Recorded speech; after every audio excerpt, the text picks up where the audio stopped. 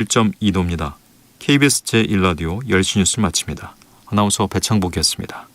KBS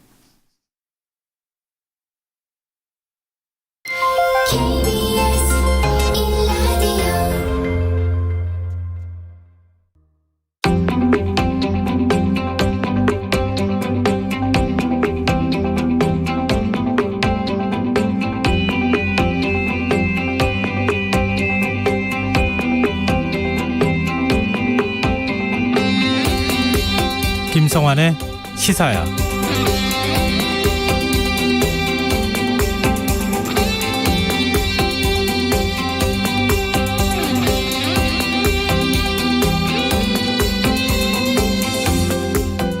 안녕하십니까.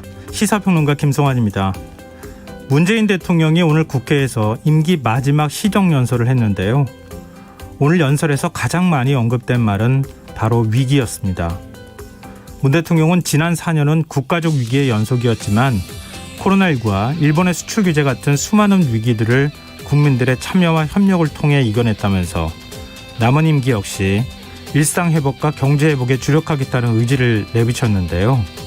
그러면서 낙관주의자는 위기 속에서 기회를 보고 비관주의자는 기회 속에서 위기를 본다는 윈스턴 처칠 전 영국 총리의 발언을 인용하기도 했습니다.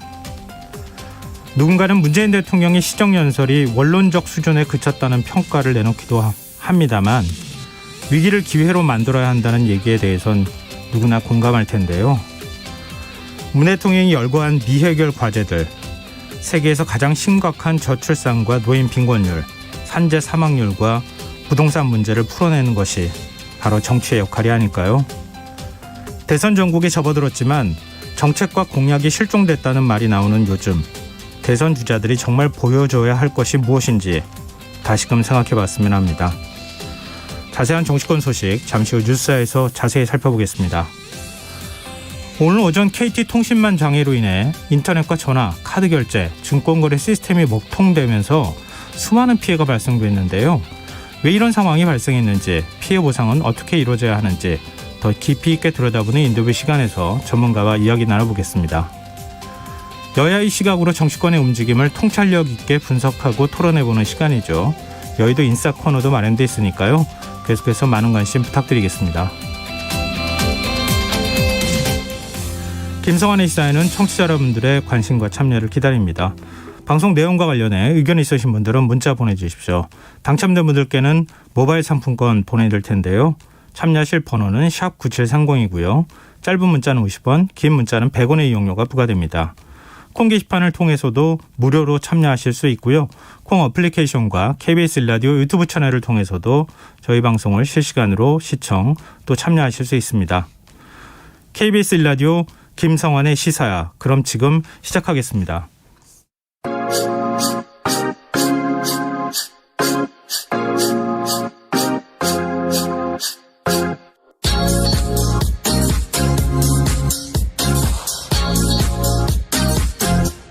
KBS 1라디오 김성환의 시사야.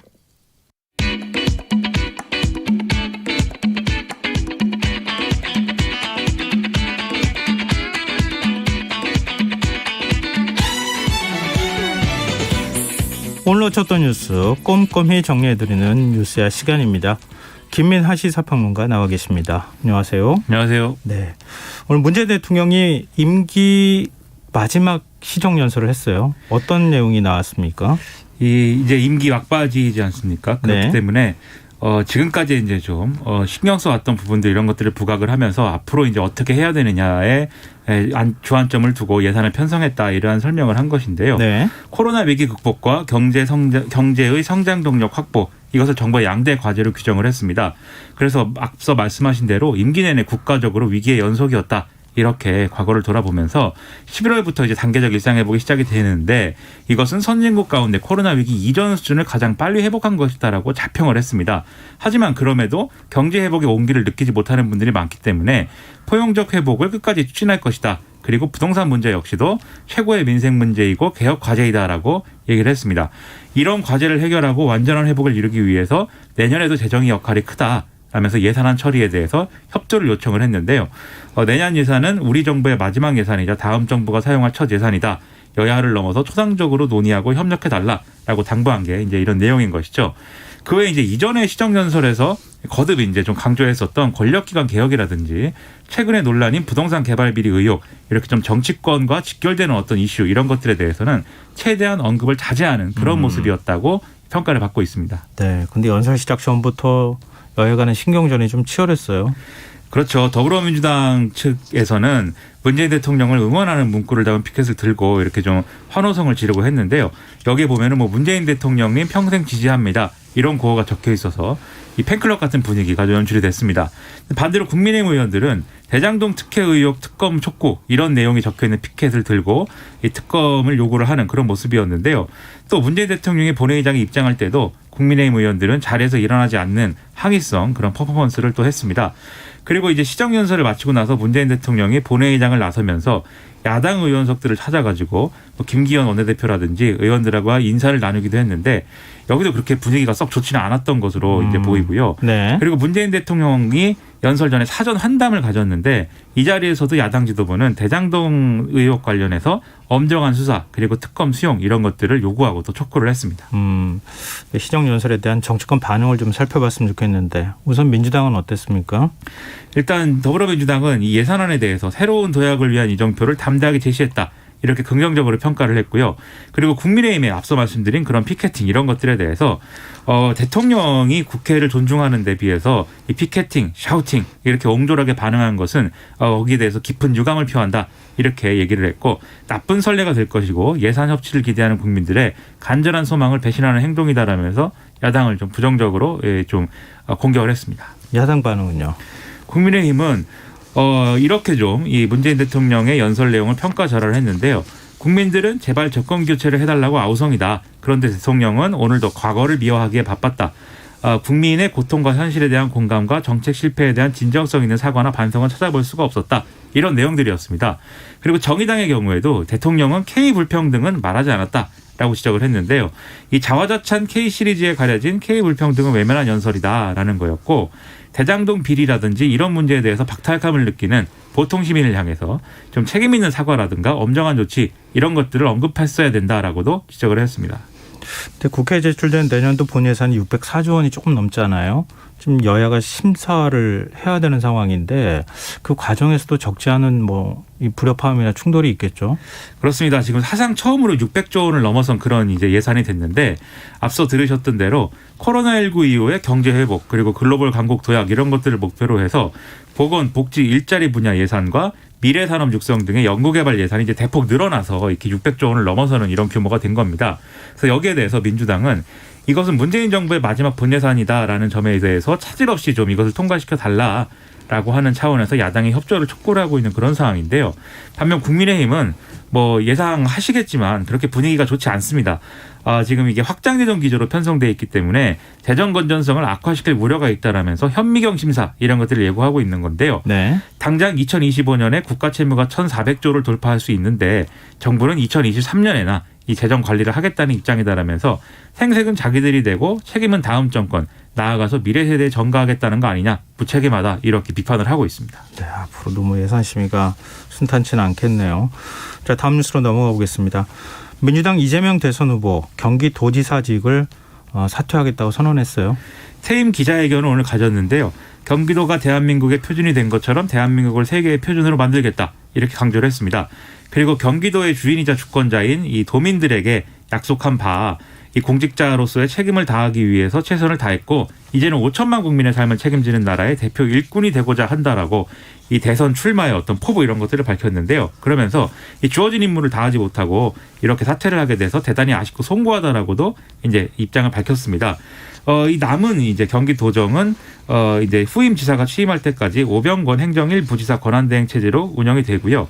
그리고 기자회견 후에 기자간담회도 이제 진행이 됐는데 이재명 지사는 대장동 개발을 둘러싼 의혹에 대해서 장담하건대 저를 아무리 뒤져도 100% 뭐가 나올 것은 없을 것이다라고 얘기를 했습니다. 네. 그리고 오늘 이제 이 여러모로 이제 좀 언론 보도에 오르내렸던 이 황무성 초대 성남도시개발공사 사장의 사임 이 문제에 이재명 지사 또는 이재명 지사의 측근이 관여했다. 이런 의혹들이 제기되고 있는 거에 대해서 전혀 사실이 아니다 이렇게 얘기를 했고요. 오히려 이 황무성 전 사장이 그만둔다고 했을 때 왜 그만두지라고 생각하면서 아쉬워했던 기억이 난다라고 해명을 했습니다.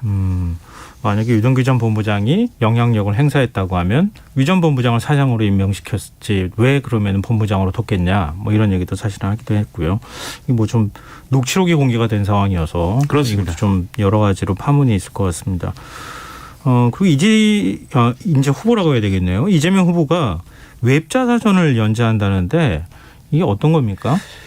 이 경기지사 사퇴와 동시에 웹자서전을 연재하겠다라는 건데 어제 늦은 밤 페이스북을 통해서 제가 살아온 이야기, 가을밤 장작 타는 소리를 페이스북에 연재한다 이렇게 이제 쓴 겁니다.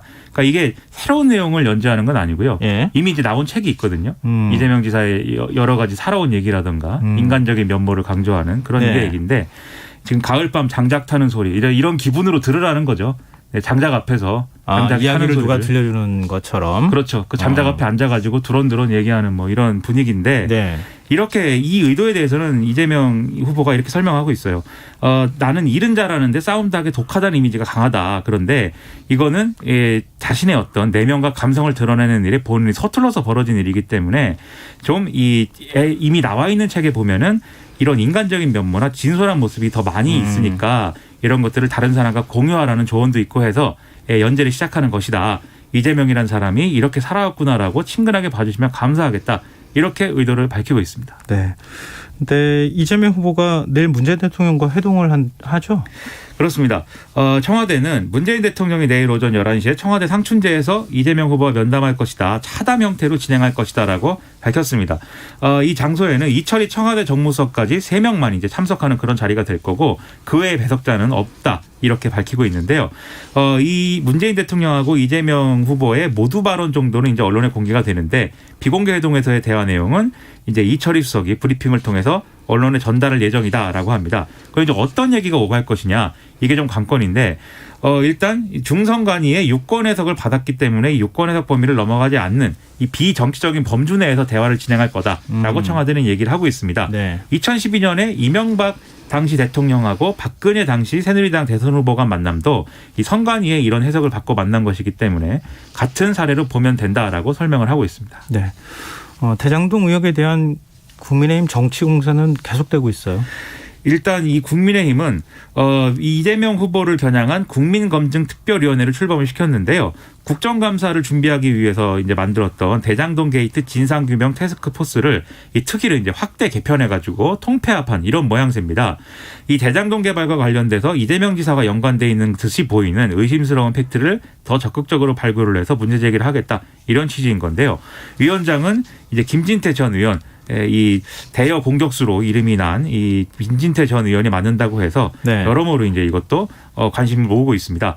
이런 가운데 국민의힘 김기현 원내대표는 이 문제와 관련돼서 특검 도입을 반드시 해야 되니까 그 논의를 하기 위해서 여야 원내대표 원포인트 회담도 하자 이렇게 공격적으로 제안을 하고 나서는 상황이어서 계속 압박 수위를 높이고 있습니다. 네, 그런가 하면 고발 사주 의혹을 수사 중인 공수처가 손준성 전 대검 수사정보 정책관에 대한 구속영장을 청구했어요. 공수처가 오늘 밝혔는데요. 지난 주말에 손준성 검사에 대한 사전 구속영장을 청구를 했다라면서 이 수사에 협조해 줄 것을 누차 요청했지만 납득하기 어려운 사유로 출석을 계속 미뤄왔기 때문에 청구를 할 수밖에 없었다라고 얘기를 하고 있습니다. 영장에는 직권남용, 공무상 비밀누설, 선거방해, 공직선거법 위반, 개인정보보호법 위반 등의 혐의가 이제 적혔다고 하고요. 이 영장 실질 심사는 내일 오전 10시 반부터 진행될 예정입니다. 근데 보통 구속영장을 청구할 때 이렇게 소환 조사 하다가 뭐 청구를 하거나 이런 게 이제 통례잖아요. 근데 이번엔 소환 조사가 없었다면서요?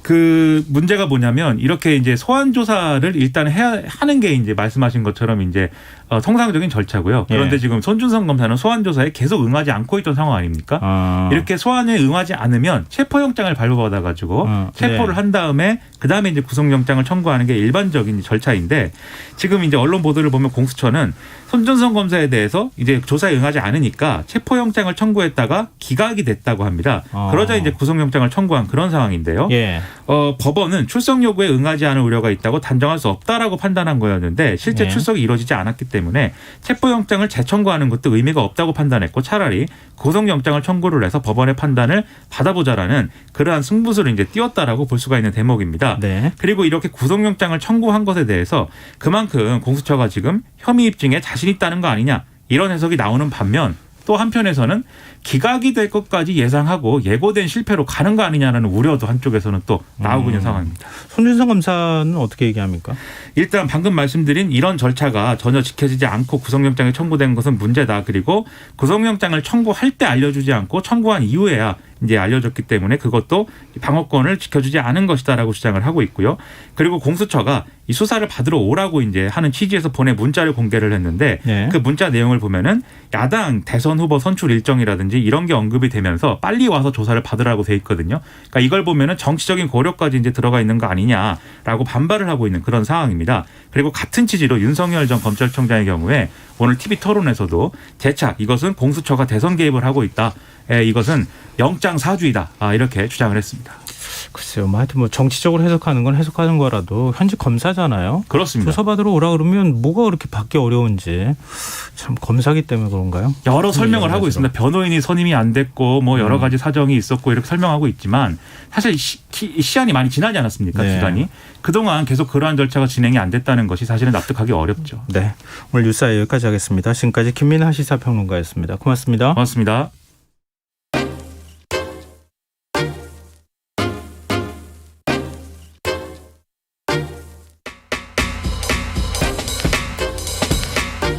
바쁜 당신이 알아야 할 모든 것 여기에 있습니다. KBS 1라디오 김성환의 시사야. 오늘 오전 KT의 전국 유무선망이 마비되는 네트워크 대란이 발생했습니다. 아마 이것 때문에 불편함 겪으신 분들 상당히 많으실 텐데요.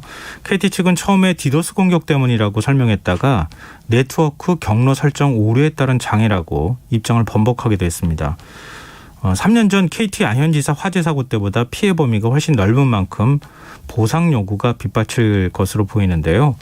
참여연대 민생희망본부 통신분과장이신 한범석 변호사 연결해서 이번 대란의 원인과 대책에 대해서 자세한 얘기 나눠보겠습니다. 변호사님 안녕하십니까? 네, 안녕하십니까? 네, 일단 오늘 오전에 있었던 KT 인터넷망 장애로 인한 피해 상황이 어느 정도로 집계가 되고 있을까요? 예, 오늘 11시 20분경부터 KT 통신망을 이용하는 그 용무선 통신망이 전체가 다 사용할 수 없는 상황이었고요. 네. 이로 인해서 PC라든지 모바일 통해서 인터넷 검색이 안 되어서 일상생활하고 다들 업무를 보는데 큰 차질이 빚어졌습니다. 특히나 이 무선 통신이나 인터넷을 이용하는 개인뿐만 아니라 이제 소상공인들이나 업무용 네트워크를 이용하는 회사들에서는 큰 장애가 이루어져가지고 많은 문제가 있었습니다. 이게 또 하필 점심시간 딱 이렇게 물리는 시간대여가지고 예. 이 영세 상인들 이런 분들이 피해가 컸다 이런 얘기까지 전해지고 있는데 일단 과학기술정보통신부는 정보통신사고 위기경보 주의 단계를 발령했다고 해요. 이 예. 주의 단계가 어떤 때 발령이 되는 겁니까? 예, 정보통신사고 경보가 관심, 주의, 경계, 심각 이렇게 네 단계로 나눠지는데요. 네. 그 사이버 피해 가능성이 관심이 좀 있는 경우에는 관심, 일부 망 장애가 있는 경우에 주의, 침해 사고가 이제 다수기간이나 발생하거나 피해 규모가 크게 확대될 경우 가능성이 있으면 경계, 국가 차원의 주요 정보통신망 장애나 마비가 있고 전국적으로 발생하면은 심각 단계로 상향이 됩니다. 근데 아무래도 이제 피해 규모라든지 일부 망에서만 장애가 발생했다라고 해서 주의를 발령했던 것으로 보입니다. 근데 그거보다는 설명하는 것보다는 훨씬 더 피해가 광범위했던 것으로 보이는데 사고의 KT에서는 디도스 공격 때문이다 이렇게 설명했다가 2시간 반 이후에 네트워크 경로 설정 오류다 이렇게 입장을 번복했습니다. 이런 KT 측의 대응은 어떻게 보세요? 네, KT가 그 인터넷 장애운을 초기에 이제 디더스 공격 때문이라고 했다가 나중에 이제 네트워크 경로 오류, 즉 라우팅 오류로 정정하는데 예. 디더스 공격이 발생하면은 상황을 이제 한국 인터넷 진흥원에 신고하도록 돼 있습니다. 근데 그 내역을 보니까 KT에서 디더스 공격 신고를 하지 않았다라고 합니다. 그러고 나서 이 문제가 좀 그 이야기가 나오자 KT에서는 그 3시간 정도 지나고 나서야 트래픽 과부하는 디더스로 추정했으나 확인했더니 이제 네트워크 경로 설정이다라고 하는 걸 봐서는 이게 장애가로 인해서 이제 불만이 폭주하니까 이를 모면하기 위해서 섣부르게 외부 요인으로 자기네들 책임을 좀 돌린 것이 아닌가, 제대로 확인하지 않고 이런 발표를 한 것은 좀 문제가 있는 것으로 보입니다. 이게 네트워크 경로 설정 오류라는 게 뭐예요? 네트워크 경로가 우리가 그 소위 말해가지고 네이버를 가고 싶다라고 했을 때 네이버의 경로를 그 네이버 검색을 했을 때 그 경로를 찾아주기 위해 가지고 라우터 내에서 이렇게 정보를 보내가지고 정확한 서버까지 도달할 수 있게 해주는 것인데 네. 이것을 설정할 때 문제가 생겼다라고 이야기를 하는 것입니다. 이게 어떻게 이런 일들이 발생할 수 있었는지 좀 이해가 안 되는데요. 일단 그 대형 통신사, 더군다나 지금 국가기관 통신망을 관리하는 통신사 아닙니까? 예. 근데 이렇게 대처를 하는 거, 이건 문제가 있는 거 아닙니까? 그렇죠. 이제 KT는 국가기관 통신망 사업자인데 네. 이 전국 단위 장애가 발생하였는데 사고 원인을 번복을 하고 또 한참 지난 뒤에서야 이제 원인을 이야기하고 하는 걸로 봐서는 자체적으로 이제 위기 관리라든지 문제가 생겼을 때 대응하는 거에 좀 문제가 있지 않나. 또한 그 라우팅 오류 이런 것들은 아마도 인적 장애일 가능성이 크다라고들 이야기를 하고 있어서 예. 이런 부분에 대해서는 분명 내부적으로 이런 체계적인 관리가 안 되고 있는 것으로 좀 보입니다. 그 인적 그 관리가 안 된다고 말씀하신 게 KT 세노조 쪽에서 네. 이게 다른 쪽의 사업을 자꾸 다각화하는 바람에 KT 본연의 사업에 있어서 인적 투자를 안 하기 때문이다. 뭐 이런 식의 입장을 밝힌 것으로 알고 있거든요.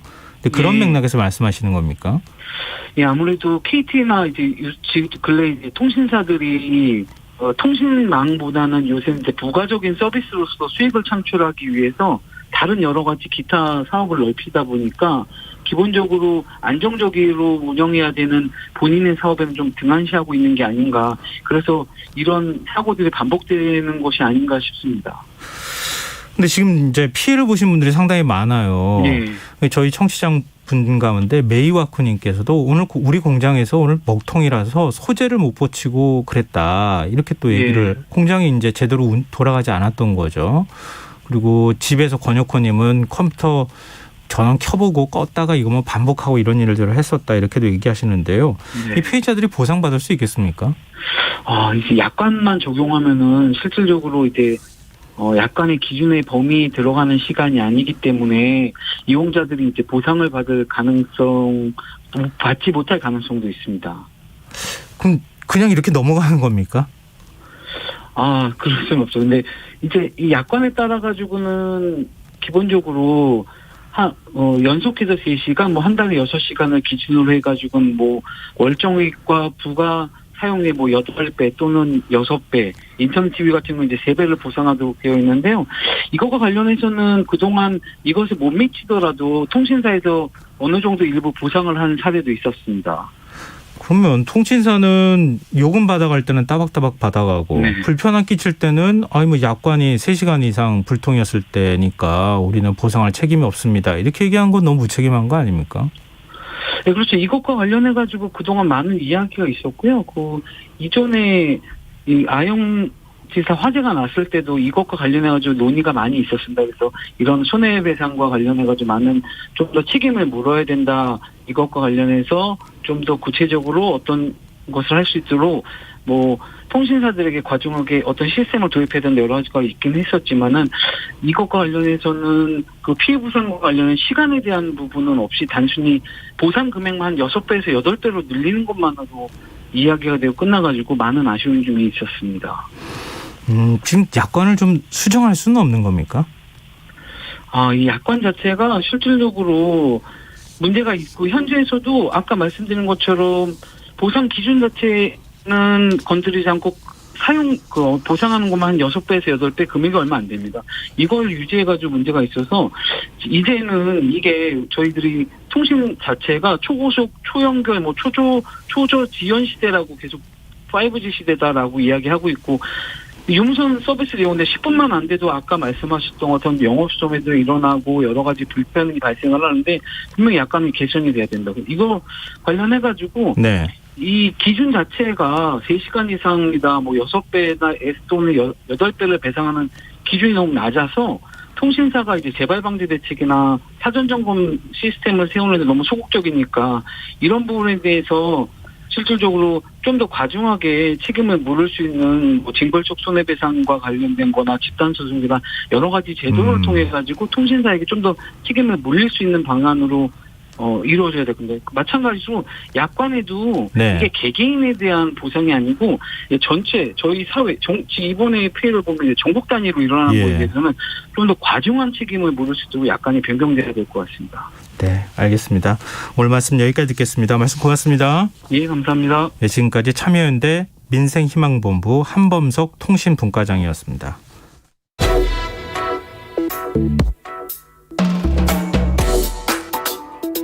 더 나은 내일을 준비하는 시간 KBS 1라디오 김성환의 시사야.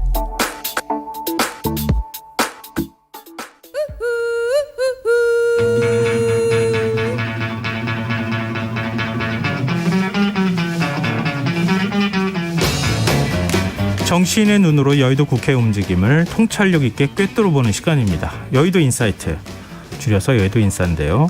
민주당 신경민 전 의원 자리하셨습니다. 안녕하세요. 네, 안녕하세요. 국민의힘 오신환 전 의원 나오셨습니다. 안녕하세요. 네, 안녕하세요. 네. 이 민주당 이재명 후보 얘기부터 좀 했으면 네. 좋겠는데요.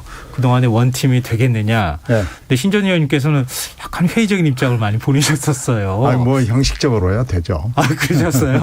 근데 이낙연 대표와 이낙연 전 대표하고 지난 주말 만났습니다. 만나서 네, 일요일이죠. 예, 찻집 회동하고 원팀 경선에 대한 우려가 좀 해소된 걸로 보시는지 의견을 먼저 듣고 싶습니다.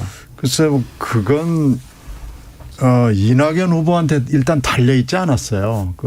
끝나고 나서 이제 지지도가 이재명 지사가 올라가지 않는 걸 자꾸 이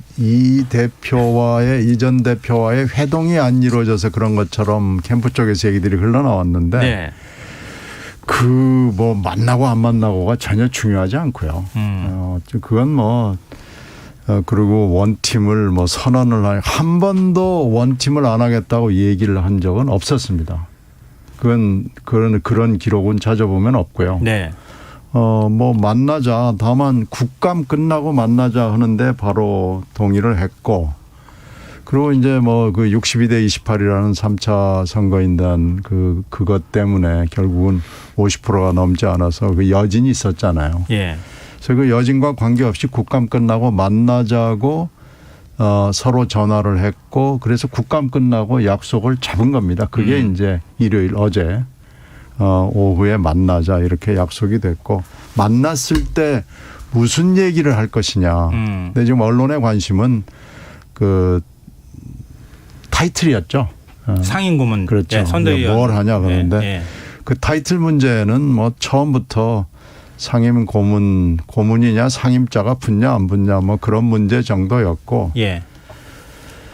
언론이 관심을 갖고 국민들이 관심을 가졌던 공동선대위원장 얘기가 나온 적은 없었습니다. 그러니까 처음부터 상임 고문 내지는 고문으로 가는 거고, 현재도 민주당의 상임 고문이니까요. 구성이 될 그 선대본부에서도 상임 고문으로 간다라는 것이 바로 합의가 됐고요. 그래서 만난 겁니다. 그래서 이재명 캠프 쪽에서 원했던 건 사실은 첫 번째는 청와대 쪽이 선낙 후청이다라는 얘기를 했거든요. 네. 이낙연을 먼저 만나야 그다음에 청와대가 만날 수 있다라고 원칙을 얘기를 했고, 그래서 이재명 캠프 쪽에서의 가장 큰 관심사는 빨리 만나자. 그래야 선낙 후청이기 때문에. 네네. 더군다나 청와대가 외국 순방 일정을 이미 상당히 오래전에 잡아놓은 상황이기 때문에 순방 일정을 고려하면은 잘못하면은 11월 중순에 만나게 되거든요. 그래서 그걸 피하자라는 것이 이재명 캠프 쪽에 가장 급한 어떻게 보면 민원 사항이었죠.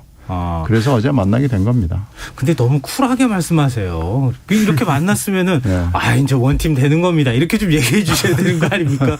너무. 근데 이제 원팀이 될 수 있느냐 없느냐는 전반적으로 그리고 전적으로 이재명 후보에게 달려 있습니다. 그건 그렇죠, 이재명 앞으로, 후보가 예. 극복해야 될 여러 가지 난관들이 있거든요. 그럼요. 네, 승자가 그건 계속 손을 내밀겠죠. 그렇죠. 그래서 뭐 그쪽에 달려 있는 거죠. 경선 뒤에 이제 하나가 된다는 것은 뭐 어쨌든 당의 공식적인 후보니까 네. 뭐 형태적으로는 원팀 뭐 지금 뭐 원팀을 넘어서 드림팀 얘기를 하고 있는데 네. 그럼 아무리 미사여구를 써도 마음을 서로 함께 합치지 않으면 사실은 그 시너지 확장이라는 것은 한계가 있죠. 특히 이제 현역 의원님들이나 당의 주요 당직자분들은 형식적으로 당연히 그 모양새를 띌 텐데 지지자들의 경우는 사실은 그건 좀 다른 문제잖아요. 네네. 예. 지금 뭐 이낙연 대표와 이재명 후보가 서로 손을 맞붙잡는다고 하더라도 네. 이낙연 후보를 지지했던 지지자들 중에 또 그 과정에서 한 30-40%가 이탈하겠다라고 분명히 계속 데이터상에 나와 있었잖아요. 네. 그분들의 마음을 이재명 후보가 어떤 방식으로든지 그것을 사지 않으면 하나가 되기는 어렵죠. 그러니까 지금 그 민주당의 공식 단일 후보가 됐음에도 불구하고 네. 여전히 박스권에 묶여서 그것이 확장되지 못하고 있는 지지율이 나오고 있잖아요. 그래서 저는 이제 시간이 물론 필요할 테고 또 이낙연 대표의 심정적인 부분들이 어느 정도까지 역할을 할 것인지 또 지지자들이 지금 어제 만났을 때도 한편에서는 지금 뭐 결선 투표를 요구하면서 여전히 반발하고 있는 지지자들이 거리에 있잖아요. 그래서 이런 것들이 복합적으로 또 어떻게 마음을 나누면서 결합을 할 것이냐 이런 과제가 남아 있는 것 같아요. 신경민 전 의원님, 그럼 물론 이제 선대위 상임고문이라는 자리는 뭐 모셔가는 입장에서 당연히 또 그럴 수도 있을 거고요. 원팀 만드는 건 아무래도 승자가 손을 내밀어야 될 테니까요. 네. 근데 이낙연 전 대표를 열성적으로 지지했던 지지자들 마음을 좀 돌리게 하는 건 그건 이 전 대표의 역할이 좀 일부 필요하지 않겠습니까? 그러니까 그건요. 물론 이 전 대표가 적극적으로 이제 앞으로 뭐 타이틀과 상관없이 뭘 어떻게 하느냐에 달려 있는데 그건 또 전체적으로 이렇게 길게 보면 결국 대장동과 단 관계가 있습니다. 대장동 문제에서 검찰 수사 그리고 플러스 알파 어떻게 될지 모르지만 대장동 문제가 어떻게 풀려나가느냐에 관계가 있고요. 만약에 그가 어느 정도 국민 의혹을 벗을 수 있는 단계까지 간다 그러면은 그건 이낙연 대표 입장에서는 뭐 무조건 도와줄 수밖에 없는 상황이 될 거고 지지자들도 마음이 풀릴 거예요. 그런데 지금 대장동 수사가 하루가 다르게 뭐가 좀 바뀌잖아요. 그래서 이게 지금 의혹이 검찰 수사로 해소가 될 수 있느냐 없느냐가 지금 관건이기 때문에 대장동 수사가 앞으로 어떻게 진행이 되느냐라는 게 굉장히 중요하다고 봅니다. 지금 사실 국정감사에서 뭐 국민의힘이 한 방이 없었다. 뭐 내지는 이재명 후보가 선방했다 뭐 이런 평가들을 하는데 저는 이게 굉장히 복잡다단한 내용들을 담고 있잖아요. 그 프로세스 자체가. 그래서 일반 국민들이 아주 디테일하게 그 내용들을 잘 뭐 숙지하고 계시지는 않을 거예요. 그렇기 때문에 이번 국정감사를 통해서 많은 정보들을 장시간 동안 이렇게 취득하게 되고 그 과정 속에서 오히려 저는 이재명 후보의 대장동과 관련돼 있는 여러 가지 정보들을 취했다고 보거든요. 그래서 저는 뭐 이재명 후보에게 별로 지금 최근 오늘 여론조사를 보면 그게 무슨 득이 됐다라고 보여지지는 않고요. 특히 이게 이재명 후보, 이게 국민의힘의 책임이 크냐 이재명 후보의 책임이 크냐라고 물어봤을 때 압도적으로 55% 정도가 이재명 지사의 책임을 얘기하고 있고 특히 특검과 국정조사를 해야 된다라고 하는 게 국민들의 66% 정도가 나오니까 상당히 민주당으로서는 이것을 이것을 굉장히 안이하게 대처하게 되고 시간을 끌면서 이게 뭐 그냥 해명이 되고 이렇게 검찰이 대충 이렇게 수사해 가면서 덮어갈 수 있다라고 생각하면 국민들의 민심 위반은 더욱더 거세질 수밖에 없고 조국 사태 때 국민들의 많은 특히 민주당 지지자들 중에서도 이탈된 네. 그런 모습들이 계속 똑같이 나타날 수밖에 없는 그런 중대한 사안이다 저는 이렇게 봅니다. 예. 신 전 의원님 혹시 반박하실 게 아니요, 뭐 있습니까? 저도 대장동의 수사 검찰 수사만 가지고 이게 의혹이 해소될 수 있으면은 좋을 거고요. 예. 국민적 의혹을 벗어나야 될 겁니다. 그래야 당도 그렇고 후보도 그렇고 홀가분하게 털고 일어날 수 있죠. 만약에 이게 좀 뜨뜻미지근하게 계속 이렇게 진행이 되면 점점 특검 요구가 처음에는 첫 조사를 할 무렵에는 50%가 좀 넘었는데 네. 지금은 벌써 10%를 훌쩍 더 넘어갔단 말이에요. 그래서 이게 만약에 더 늘어나게 되면은 당도 후보도 그리고 이낙연 후보의 대표의 입장에서도 그렇고요. 매우 곤혹스러운 상황이 될 수 있으니까 이걸 지금 털어내야 됩니다. 그렇지 않으면 이게 지금 뭐 이낙연 후보와 만나는 것이 중요하다 뭐 이것 때문에 박스권에 갇혔다 어쩌고 저쩌고 얘기하는 건 다 어떻게 보면 부질없는 얘기고요. 결국은 대장동 수사 플러스 하여튼 국민적 의혹을 벗어날 수 있느냐 없느냐가 제일 큰 관건이죠. 네, 알겠습니다. 지금 민주당 상황 좀 얘기해봤는데요. 사실 원팀 얘기는 원팀에 대한 우려는 국민의힘도 사실 마찬가지인 것 같아요. 그러니까 윤석열 전 총장하고 홍준표 의원이 사실 뭐 전두환 옹호 발언부터 시작해가지고 다 연결돼 있는 같은 맥락에 있는 얘기인 것 같은데 서로 가정 문제 들춰내면서 막말 리스트 공개하고 서로 좀 경쟁이 격화하는 거 아니냐, 좀 선을 넘은 거 아니냐 이런 얘기가 나오거든요. 여기다가 이제 여론조사 룰 두고도 지금 서로 신경전이 좀 치열한 상황이지 않습니까? 자칫하면 국민의힘도 그런 상황으로 갈 수 있는 거 아니에요? 지금 이제 11월 1일부터 투표가 시작이 되니까요. 뭐 불과 한 일주일 정도 남은 시간이죠. 그 막바지에 다다랐고 특히 이제 윤석열 후보와 홍준표 후보가 여론조사상에 엎치락뒤치락하고 있는 그런 상황에서 뭐 신경전이 이렇게 격화될 수밖에 없는 그런 상황이죠. 네. 특히 이제 지금 이제 오늘 여론조사를 몇 개를 보면 네. 그 지난번 전두환 발언과 관련해서 분명히 영향을 미친 측면이 있거든요. 그리고 네. 이것이 과거에 이제 정치 초보자로서 실수라고 볼 수 있는 그러한 사안들과는 확실히 다른 사건이라고 저는 봅니다. 그렇기 때문에 이것을 그냥 안이하게 윤석열 후보나 캠프 측에서도 이 시간이 지나면 또 이게 그냥 단순히 덮어지겠지 이렇게 생각하면 안 될 거라고 보고요. 네.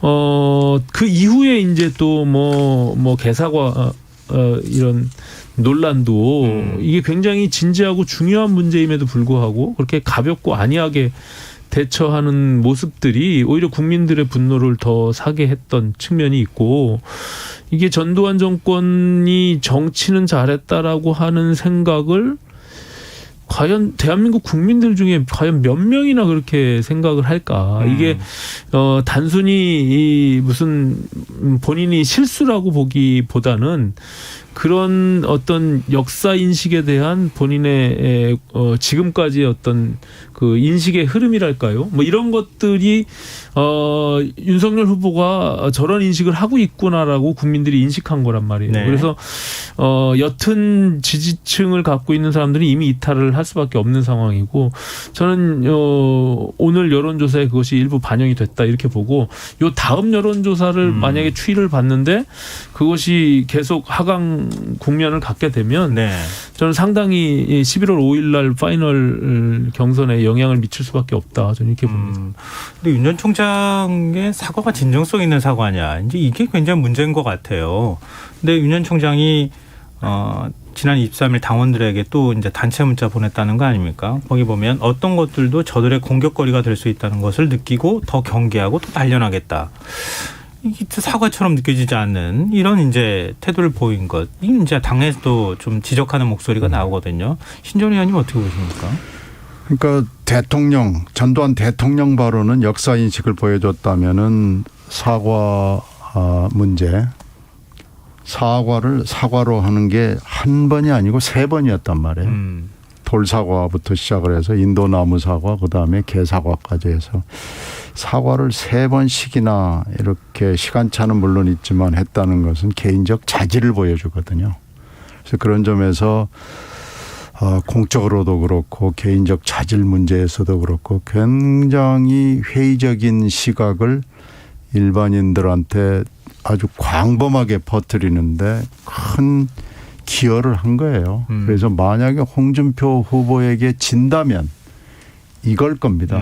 이것 때문에 지게 되는 걸 정도로 이건 사안이 심각하고 본인이 이런 문제를 어떻게 처리해야 되는지를 결정을 못 내리고 더군다나 캠프를 운용을 잘못했다는 측면에서는 이건 아주 뼈아픈 실수고요. 이걸 이렇게 처리해 나가는 걸 보고 아마 실망스러운 사람들이 굉장히 많았을 걸로 생각이 됩니다. 네. 그게 이제 후보 본인과 캠프에서조차도 이 사안에 대해서 이렇게 심각성을 인지하지 못하는 것 같아요. 그래서 김태우 의원님 또 오늘 나와가지고 또 반려동물을 좋아하는 인구가 얼만큼이니 뭐 이런 얘기 또 하고 그러잖아요. 그러니까 이제 저는 뭐 그 개사과 뭐 이런 부분들은 뭐 어찌 보면은 이제 시간이 지나면서 해프닝으로 넘어갈 수 있지만 전두환 씨와 관련된 이 역사 인식에 대한 오류, 이 부분은 굉장히 치명적인 거죠. 그것이 단순히 본인이 정말 말실수고 내 인식은 그렇지 않다라고 진정성 있게 국민들이 납득할 수 있도록 해명하지 않고 네. 그냥 단순히 나는 뭐 이렇게 생각하는데 그게 뭐 큰 대수야라고 계속 시간을 끌면서 넘어가면 네. 그리고 어느 적정한 시점에 내가 그냥 광주에 한번 방문해서 그냥 또 이렇게 사과하면 되지 뭐 이런 네네. 정도의 생각을 하고 있는 것 같아요. 저는 이게 왜 제가 이런 말씀을 드리냐 하면 이거 국민의힘 우리 당에도 굉장히 큰 무거운 짐이 될 수밖에 없고요. 지난번 우리가 총선에서 굉장히 대패한 이유가 5.18 망언이 있었잖아요. 굉장히 중요한 문제고 이미 역사적으로 평가가 끝난 사안에 대해서 그리고 이준석 당대표 체제를 통해서 또 김종인 비대위를 통해서 이런 많은 부분들을 전환하고 정강 정책을 수정해 왔는데 네. 다시 역사를 그 윤석열 후보라는 당에 입당한 지 얼마 되지도 않은 이런 후보가 그런 실수를 통해서 당을 거꾸로 역사를 뒤로 가져간다는 것은 당인의 한 사람으로서 저는 동의하기가 어려워요. 예. 그래서 이 부분은 하루빨리 바로잡아줬으면 좋겠다. 이게 뭐 다른 캠프에 있어서가 아니라 저는 굉장히 중요한 문제다 이렇게 생각합니다. 전두환 발언은요. 광주만의 문제가 절대 아니잖아요. 네. 이건 우리나라 현대사의 문제고 민주주의의 문제고 이러기 때문에 네. 이것도 신속하게 잘 처리했어야 되고요. 사과 문제도 바로 처리했어야 되고요. 그런 점에서는 지금 윤 후보가 잘못 생각해도 한참 뭘 잘못 생각하고 있는 겁니다. 지금 그 국민의힘 이제 11월 5일 날 사실상 당내 대선 후보를 결정하는 거 아닙니까? 네. 당원 투표가 1-1인가요? 그리고 1, 2, 3, 4 이렇게 됩니다. 1, 2, 3, 4. 예, 1, 그리고 2, 여론조사가 3, 4 이렇게 하는 건가요? 그렇습니다. 예. 근데 지금 여론조사 룰을 아직 못 정했어요. 내일 선관위 회의를 통해서 네. 확정을 짓는다고 하니까요. 지금 진영별로 캠프별로 아무래도 그 유불리가 있기 때문에 근데 다만 이 여론조사가 이게 합리적이고 그리고 과거에 통례적으로 해왔던 방식들이 있잖아요. 근데 네. 한 번도 해보지 않은 그런 방식을 주장하면서 또다시 역선택 갖고 자꾸 언급을 하는 게 저는 그것도 우리 정당 역사상 있지도 않은 내용들을 자꾸 주장하면서 그런 오류를 남기려고 하는 것도 저는 온당치 않다고 생각해요. 이번 대통령 선거만 우리 당의 경선이 있는 것은 아닐 거잖아요. 네. 그 이전에도 있었고 앞으로도 있어야 되는데 이런 불필요한 소모적인 논쟁들을 통해서 오류를 남기게 되면 향후의 경선에서도 이것이 영향을 미친단 말이죠. 네. 그래서 저는 이것 또한 굉장히 신중하게 결정해야 될 문제고 선거관리위원회가 단순히 지금 뭐 4명의 후보 중에 어떤 후보에게 유리할까 불리할까 이 부분을 보는 게 아니라 우리 당이 어떤 방향으로 나가야 되는지에 대한 중대한 결정으로 이걸 고심해줬으면 좋겠다 이런 생각 같습니다. 근데 지금 크게 두 가지 방식으로 얘기하고 있잖아요. 네. 그러니까 이재명 지사하고 1대1로 각 후보별로 붙여가지고 제일 높게 나오는 후보를 정하자. 이게 이제 윤석열 캠프에서 이른바 주장하는 거고. 홍준표 캠프나 유승민 후보도 마찬가지죠. 전체 사지선당으로 넣어놓고 난 다음에 이재명 후보와 가장 경쟁력이든 적합도든 있는 후보가 누군지를 골라내는 거. 근데 이게 어떤 차이가 있는 겁니까? 유불리가 어떻게 갈리는 겁니까? 그러니까 지금 4번에 걸쳐서 1대1로 이걸 비교하게 되면 네. 일단은 그 변별력이 떨어지고 정당의 지지에 수렴되기 때문에 그것을 어떻게 100으로 환산을 해서 4명이 나눌 것인지 이게 한 번도 경험해보지 않은 그런 방식이기 때문에 네. 그것은 여론조사 전문가들도 어떤 방식으로 해야 되는지를 지금 판단을 못하고 있는 거예요. 네. 우리가 지금 이제 사지선다형이라고 하는 민주당의 후보는 정해졌으니까 그것이 민주당의 후보 대비 4명의 후보 중에 누가 가장 경쟁력이 높냐라고 네. 묻는 것이 일반적인 거죠. 그래서 그래야 결국에는 당원들도 한 표 투표하는 거고 4명 중에 여론조사도 한 표를 투표하는 건데 네. 결국에는 여론조사를 누구를 먼저 할 것인지를 랜덤으로 하겠지만 네네. 4번을 투표하게 되는 거예요. 그렇죠. 그렇게 되면. 네. 그러니까 이런 방식들을 한 번도 해보지 않은 방식들을 가지고 자꾸 무슨 그것이 그래야만 역선택을 방지한다느니 아니면은 그래야 오히려 공정하게 이런 룰을 정할 수 있다느니 이런 식으로 하게 되면 또 한 가지는 그러면은 소위 말한 안철수 후보와 김동연 후보 네. 지금 출마를 하겠다고 하는 또 심상정 후보 그 외에 기타 그 누굽니까? 그 허경영 후보 예. 이런 분들까지 그럼 다 어떻게 늘 것인지 예 그런 것들이 지금 확정되지 않은 상황에서 계속 그 캠프별로 유불리만 따지고 있다면 저는 그것은 굉장히 큰 문제다 이렇게 생각합니다. 네, 알겠습니다. 신전 의원님 혹시 하실 말씀 없으시면 다음 시간에 뭐 넘어가겠습니다. 없습니다. 네, 지금 여러분께서는 KBS 일라디오 김성환의 시사회와 함께하고 계십니다. 여의도 인싸 국민의힘 오신환 전 의원, 민주당 신경민 전 의원과 함께하고 있습니다.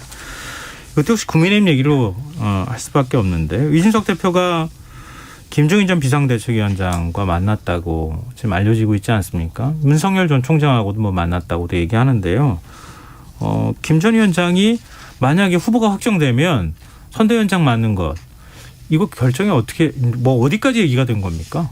그거는 이제 이준석 대표도 초반에 이건 후보가 결정할 문제다라고 분명히 얘기를 했거든요. 그런데 네. 이제 이준석 대표는 김종인 위원장의 경험이나 정무적 감각이나 이런 것들을 신뢰하고 있기 때문에 어쨌든 당의 선거를 진두지휘해 줬으면 좋겠다 이런 생각을 갖고 있는 것이고요. 네. 다만 이것이 후보가 확정이 되면 그 후보의 결정이 가장 중요하겠죠. 당의 이제 그 선대위를 꾸리는 거니까. 그런데 김종인 위원장님의 입장에서는 지금 윤석열 후보가 될지 또 홍준표 후보가 될지 아직 모르는 상황에서 덜컥 뭐 당대표가 이걸 요청한다고 해서 그걸 받아들일 수도 없는 거고.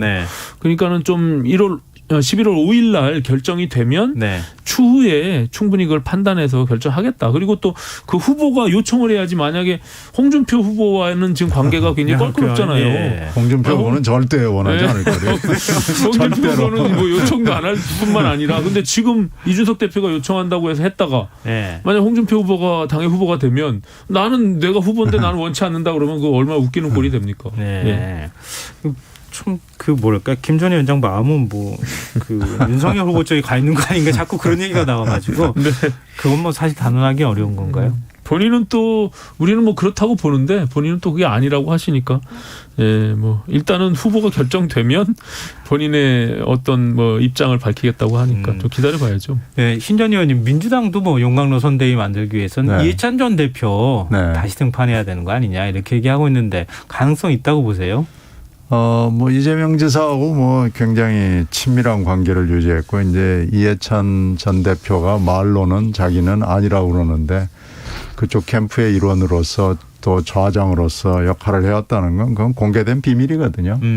그러니까 이제 뭐 그런 얘기가 자꾸 나오는 건 근거가 없는 얘기는 아닌데요. 또 한쪽에서는 또 다른 좀 참신한 사람을 세워야 된다라는 논의도 있습니다. 네, 그래서 결론은 잘 모르겠습니다. 결론은 어차피 이재명 캠프가 내리는 거니까요. 그럼 이해찬 전 대표, 자 우리 상임선대위원장이나 뭐 임명하겠습니다. 이렇게 뭐 이재명 캠프 쪽에서 얘기하면 그거 거부하기는 어려울 거 아닙니까?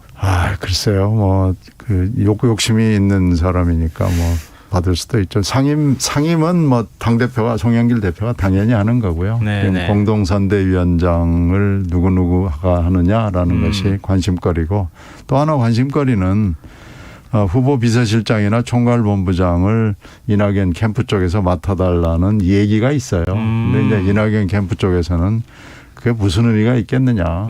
비서실장이나 총괄본부장이라는 건 그 측근과 핵심이 해야 되는 거지. 그냥 이낙연 캠프에서 덜컥 가서 하는 건 맞지 않다라고 그래서 그 얘기는 없던 얘기로 하자고 지금 얘기가 돼 있어요. 근데 신 전 의원님 말씀을 계속 듣다 보면은 뭔가 원팀이 안 될 것 같은 느낌이 자꾸 들어가지고. 근데 뭐 한 가지 바람을 전 얘기해 보면 선대위원장이 경험도 중요하고 또 뭐 중량감도 중요하겠지만 조금 국민들 입장에서는 좀 확장적으로 좀 새로운 분들이 했으면 좋지 않았을까. 맨날 그나물에 그 밥으로 정말 언제까지 몇십 년을 그렇게 똑같은 사람이 해야 되는지 저는 그런 점에서는 저도 좀 아쉬움이 있어요.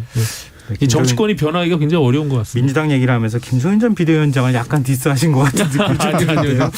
그런 건 아니에요. 마지막으로 제3지대 얘기 좀 해봤으면 좋겠어요. 김동연 전 부총리 대선 출마 선언했습니다. 그리고 안철수 대표도 대선 출마 선언할 거라고 하거든요. 제3지대 존재감 어느 정도일 것이라고 보시는지 마지막으로 두 분 말씀 한 번씩 듣고 마무리하도록 하겠습니다. 뭐 파괴력을 갖고 있지는 물론 않지만요. 이번에 캐스팅 보트까지는 아니지만 하여튼 상당한 역할을 할 수는 있을 거예요. 그래서 그렇게 따지면은 이 지금 현재 거론되는 게 김동연, 안철수 그리고 심상정 후보는 이미 확정이 돼 있는 거죠. 그래서 이 세 분의 총합이 얼마나 될 것인가가 아마 관전 포인트 중에 하나입니다. 완주를 다 하는 조건에서 지금 말씀을 드리는 거예요. 지금 완주를 못하지 않느냐라고 얘기하는 분들도 있기 때문에요. 세 분이 완주할 경우에 과연 10% 이상을 넘어서서 20%에 육박을 할 것이냐. 그건 굉장히 중요한 포인트라고 생각하고요. 지금 정치 불신의 문제도 있고, 또 하나는 이번 대선이 누가 잘하나 누가 더 좋은가를 뽑는 후보가 아니고 반대가 될 경우가 있거든요. 그래서 그것이 아마 관전 포인트라고 봅니다. 이번 선거는 저는 진영 대 진영의 아주 치열한 싸움이 될 거라고 보고요. 중간지대가 열리기는 쉽지 않다 이렇게 생각합니다. 다만 지금 말씀하신 대로 비호감도가 높은 여야의 후보들이 만약에 출마를 하게 되면 아마 그거에 대한 불신으로 제3지대에 대한 기대가 있긴 하겠지만 저는 안철수 대표조차도 이젠 신인이나 새 정치가 아니거든요. 10년 동안. 그래서 오히려 안철수에 대한 비호감도가 더 높은 상황이기 때문에 지금 여론조사상. 그래서 저는 제3지대는 거의 불가능하다. 저는 이렇게 봅니다. 뭐 두 분의 의견이 조금 더 엇갈리시는 것 같아요. 보니까 만약에 제3지대가 생긴다 그러면 확실하게 양쪽으로 결집하는 후보가 이길 수도 있을 거고, 제3지대가 좀 이렇게 풀린다고 하면 중도층을 어느 후보가 잡을 것이냐 여기에 따라서 당락이 좀 갈릴 것 같지 않나 싶습니다. 오늘 여의도 인사 여기서 마무리하겠습니다. 민주당 신경민 전 의원, 국민의힘 오신환 전 의원과 함께했습니다. 고맙습니다. 네, 고맙습니다. KBS 라디오 김성환의 시사 1부 순서는 여기서 마무리하겠습니다. 전 11시 정각 2부에 다시 오겠습니다.